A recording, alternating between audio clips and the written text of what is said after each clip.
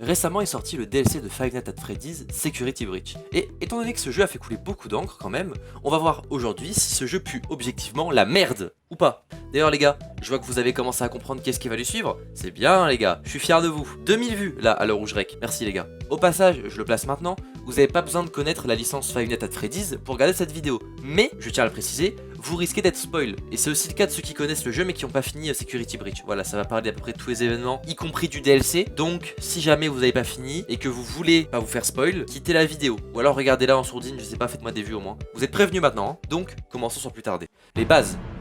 Bon, j'ai dit commençons, mais avant de commencer, je vous explique mon rapport à FNAF. Je découvre la licence en 2018 alors que j'avais que 11 ans. Et ouais les gars, je suis un jeune moi. Même si le premier jeu est sorti depuis longtemps, j'accroche tout de suite et je regarde énormément de vidéos sur ça, vu que j'ai 4 ans de contenu à regarder, que ce soit de simple gameplay de Squeezie, Polo, CB Games à l'époque, Ceros ou encore Caral, beaucoup plus niche pour le coup, ou bien des théories, car si jamais vous regardez la vidéo sans connaître Five Nights at Freddy's, bah déjà merci, mais t'es un peu bizarre. Mais ne t'en fais pas, car comme dit plus tôt, je vais te résumer le but du jeu. Pour faire court, dans FNAF, vous incarnez un garde de nuit, qui change selon les jeux, et votre but n'est nul autre que de surveiller une pizzeria, au détail près que dans cette pizzeria se trouvent des animatroniques, des robots animaux servant de mascotte au restaurant, qui essaieront de vous buter, tout simplement. Vous devrez donc survivre 5 nuits, d'où le nom du jeu, jusqu'à 6 h du matin. Mais 5 nuits chez Freddy n'est pas qu'un simple jeu d'horreur, car il contient énormément de lore, et c'est là toute la subtilité, car ce dernier est caché, que ce soit à travers les différentes nuits, ou encore d'autres détails à l'apparence insignifiants. C'est ce qui a permis au jeu de gagner en popularité en attirant de nombreux théoriciens comme Tess de Gannonberg, Captain Hype ou encore Game Theory, qui faisaient des bonnes théories à l'époque mais les théories qu'ils font actuellement elles sont plus que bancales. Bref, FNAF est un jeu complexe. Et parmi tous les jeux de la licence disponible, il y en a un qui a fait plus grincer les dents que d'autres. Security Breach. Security Breach est actuellement le dernier opus de Five Nights at Freddy's sorti à ce jour. Le jeu se base non pas sur une pizzeria, comme la plupart des jeux précédents, mais sur un parc de jeux géant appelé le Pizzaplex. Dans ce jeu, on incarne Gregory, non pas ce Gregory, qui se trouve pour une raison inconnue à l'intérieur du Pizzaplex, après les horaires de fermeture, et va tenter de s'échapper tout en évitant une flopée d'animatroniques plus ou moins sympas. Le jeu a plusieurs fins, même si seulement quelques-unes sont réellement intéressantes, mais on y reviendra plus tard. Le jeu en lui-même. Bon, en soi le jeu est pas mauvais, il est même plutôt bon. Certains reprocheront à Security Breach de trop s'éloigner de l'aspect Five Nights at Freddy's originel, mais personnellement, je trouve ça pas mal, ça rapporte un peu de fraîcheur. Les graphismes sont corrects et l'ambiance parc de jeu un peu futuriste est plus que respectée. Tout au long du jeu, on sera amené à rencontrer différents animatroniques avec des phases de gameplay différents, ainsi que des manières plus ou moins classiques de leur échapper. Gros coup de cœur à la phase avec les endos, qui certes vient de The Joy of Creation, mais est quand même vraiment sympa. Le moment dans la garderie est vraiment sympa aussi, avec Moon et Sun. D'ailleurs, cette diversité est selon moi l'une des plus grandes forces du jeu, car même si le jeu n'est pas si long en soi, avoir des phases aussi répétitives, ça aurait été vraiment très chiant. Donc le fait que le jeu soit pas si long, mais qu'il ait des phases vraiment différentes, ça permet de compenser. Et malheureusement, ils ont pas fait ça dans le DLC Ruin, et ça se sent, le jeu est vraiment répétitif, voire même un peu chiant pour le coup. Oui, vous avez très bien entendu, mais je garde ça pour plus tard. Bon, maintenant que j'ai bien sucé les fans de FNAF, il est temps de les énerver un petit peu.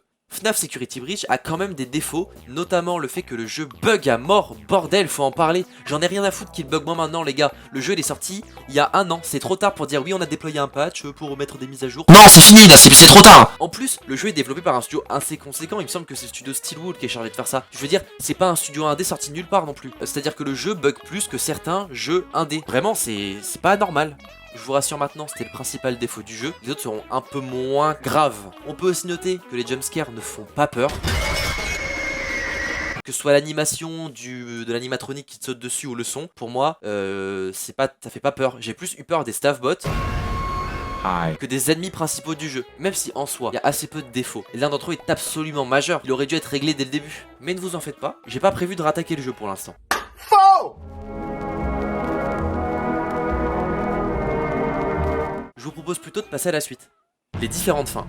Les fins de Security Breach sont au nombre de 6. Je ne vais clairement pas toutes les passer en revue car de 1, j'ai pas que ça à foutre et de 2, on n'est pas là pour résumer le jeu mais pour le juger. Cependant, il est agréable de voir qu'il n'y a pas qu'une fin, même si 2 fins en particulier ont l'air de se détacher du lot, vu que les devs ont visiblement eu la flemme d'animer toutes les fins du jeu, mais en soi ça va, c'est pas une partie si importante que ça la fin d'un jeu vidéo quand même. Pas vrai ? Mais concentrons-nous sur ces 2 fins. La première est évidemment la fin Burn Trap, qui a le droit du gameplay, une cinématique, enfin bref, une bonne fin. Quant à la dernière fin, c'est la fin Princess Quest, qui est travaillée, étant donné que c'est littéralement un jeu dans un jeu, bien qu'il n'y ait pas de cinématique à proprement parler, vu que c'est un jeu pixelisé, où à la fin, on voit Freddy, Gregory et Vanessa sur une colline mangeant une glace. Et vous êtes sûrement en train de vous demander en quoi est-ce que c'est si important. Bien, tout simplement que ça pourrait potentiellement être la fin canon du jeu. N'en déplaise aux bandeurs de mecs violés tueurs d'enfants. les avis extérieurs.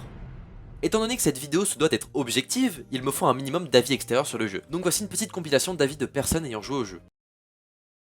Bah, moi je trouve que c'est pas mal.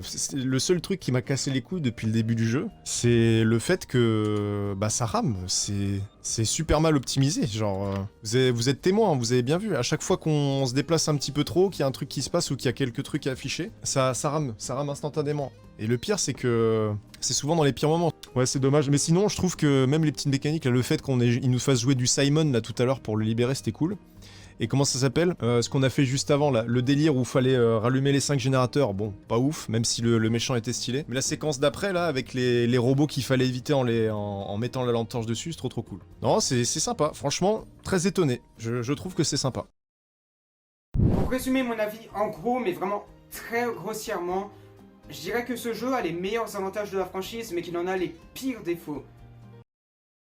Oui, alors, visuellement, le jeu, il n'y a pas de souci, parce qu'on va pas se mentir, il y a aussi mon PC qui a du mal à faire tourner certains jeux pendant que je stream en même temps, mais il y a des jeux qui tournent super bien en stream et d'autres non, et c'est une question d'optimisation, donc je pense que le jeu n'a pas été bien optimisé. Sinon, après, le jeu il peut être beau, même en low et sans RTX, il était très bien, alors j'imagine pas à pleine puissance comment il doit être joli. Par contre, le jeu full buggé dans tous les sens, c'est une honte. En général, moi je suis du genre à critiquer un jeu parce qu'il a eu des fautes d'orthographe dans sa VF. On était très loin de ce niveau de critique. Et puis le fait de se retaper tous des trucs quand tu meurs et qu'il n'y a pas de sauvegarde automatique, il y a des choses qui vont pas bien du tout. Faut vraiment que les développeurs ils le retravaillent pendant 1 an ou 2 ans là, et qu'ils sortent vraiment un vrai jeu fini. Je sais pas, il y a plein de trucs qui puent dans ce jeu. Et puis, j'ai pas eu l'impression de jouer à un Five Nights at Freddy's, c'est ça le problème. Pas du tout ressenti le... Je sais pas, de ce que j'en voyais des trailers, c'est pas ce à quoi je m'attendais. Mais le jeu m'a quasiment pas fait peur une seule fois. Et Five Nights 5, tu vois, il est très différent dans son gameplay. Et pourtant, je ressentais la vibe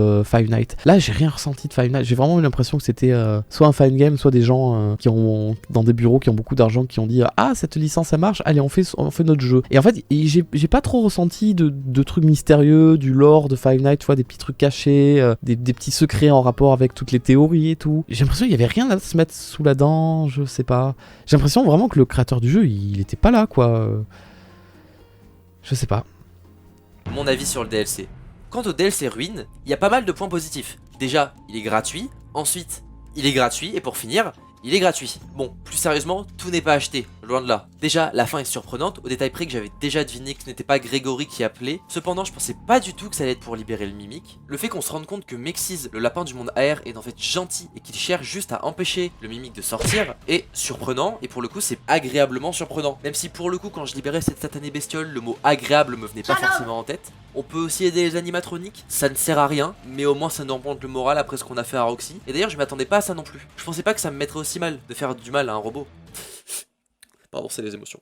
Aussi, le fait qu'il y ait plusieurs fins est sympa, bien qu'elle ne soit pas si utile, car la fin Grégory meurtrier est déjà largement suffisante. Fils de pute. Bon, maintenant on va parler de ce qui fâche. Déjà, le monde AR. Alors, c'est sympa au début, mais ça devient vite répétitif. Le jeu n'est certes pas si moche et l'ambiance est plutôt sympa, mais il est abusément buggé. Oh, comme c'est bizarre. À l'image du jeu de base, j'ai envie de vous dire. Surtout quand tu le regardes en stream. Et même si au final ça ne fait pas tant de reproches, comme dit plus tôt, au vu de l'importance qu'ils ont, ça déçoit forcément. Sans plus tarder, il est temps de passer au moment que vous attendiez tous.